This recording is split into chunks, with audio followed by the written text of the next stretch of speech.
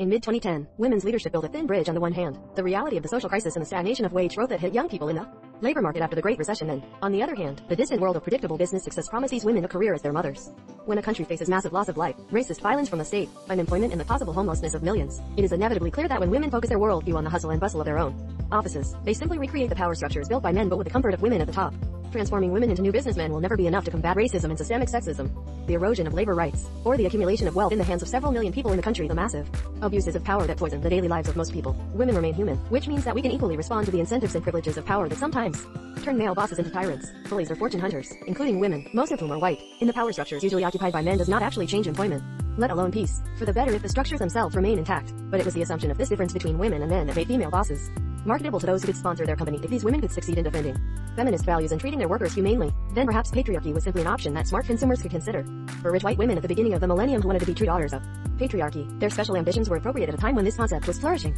With all the attention paid to the alleged wrongdoing of women managers and entrepreneurs, it is easy to feel that they were disproportionately attacked by the things that men in their position always did, or that people were a little too happy about their deaths. In the past, when Anna Wintour or Arianna Huffington reached the top, the abuse such widely reported to her colleagues was dismissed for decades as an unsuccessful but necessary byproduct of brilliant leadership, an indicator that women hardened to shine in the world of men. For some young women inspired by this concept, this statement may seem like a vote of confidence. This form of empowerment was successful for a short time precisely because people began to understand better how power works in America and they were not happy with it. Instead of disassembling the power that men in America had long enjoyed, career women could simply claim it in the office.